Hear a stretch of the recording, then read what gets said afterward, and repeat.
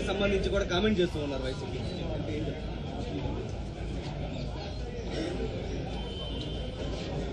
ఎవరో నాకు కితాబిస్తే నా విలువ ఎక్కువ కాదు, ఎవరో నాకు కితాబు ఇవ్వకపోతే నా విలువ తక్కువ కాదు.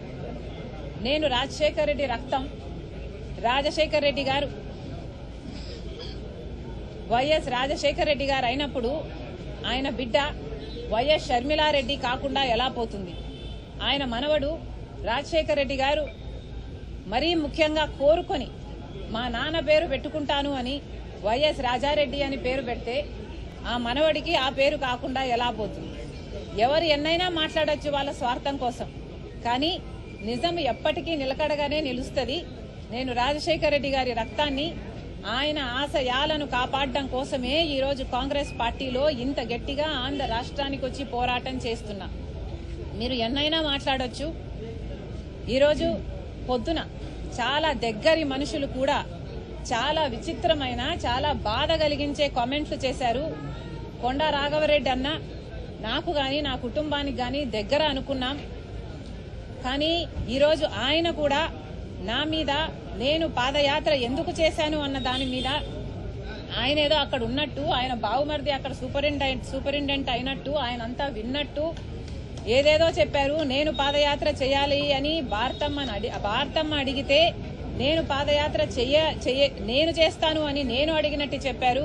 అన్నా కొండ అన్న, మీ సూపరింటెండెంట్ చేత వచ్చి ఆయన ఈ మాట చెప్పించగలరా?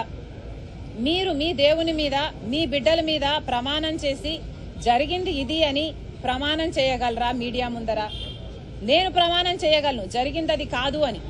నేను పాదయాత్ర చేస్తాను అని నేను ఎప్పుడూ అడగలేదు. నన్ను కోరితే నేను ఒబ్లైజ్ చేశాను తప్పితే ఇది నిజం కాదు అని నేను నా బిడ్డల మీద, నా దేవుని మీద ప్రమాణం చేసి చెప్పగలను. ఇదే స్థాయిలో మీరు చెప్పగలరా? నేను నా భర్త పోయి అక్రమంగా డబ్బులు సంపాదించుకోవాలి అన్న ఉద్దేశంతో మేము జగన్ రెడ్డి దగ్గరికి వెళ్లి మేము అడిగినట్టుగా మీరు చెప్తున్నారు. మీరు అక్కడ ఉన్నారా? మీరు అది ప్రూవ్ చేయగలరా? కనీసం నేను విజయవాడకు ఆ ప్రమాణ స్వీకారం రోజు తర్వాత ఒక్కసారి ప్రైవేట్ అఫైర్స్ విషయంగా పోవడం తప్పితే, అది కూడా విజయమ్మ గారితో సహా నా భర్తతో కాదు పోవడం తప్పితే, మొన్న పెళ్లి కార్డు ఇచ్చేంత వరకు నేను ఎప్పుడూ పోలేదు. పోనీ నేను వెళ్ళానని మీరు ప్రూవ్ చేయండి, మీ మాట నిజం అనిపించుకుందాం. ఎందుకన్నా దేవుడు చూస్తున్నాడు. మీరు నిజాలు నిక్కచ్చిగా చెప్పేట్టుకుంటే మీ విలువ పెరుగుతుంది. కానీ ఒక ఆడపిల్ల మీద అబాండాలు ఇలా వేస్తే, రాజశేఖర రెడ్డి బిడ్డ మీద మీరు అబాండాలు వేస్తే ప్రజలు గమనిస్తున్నారు. దయచేసి ఇలాంటివి చేయకండి. నేనుగా నిస్వార్థంగా పాదయాత్ర చేశా. నిస్వార్థంగా జగన్మోహన్ రెడ్డి గారు ముఖ్యమంత్రి కావాలని కోరుకున్నా.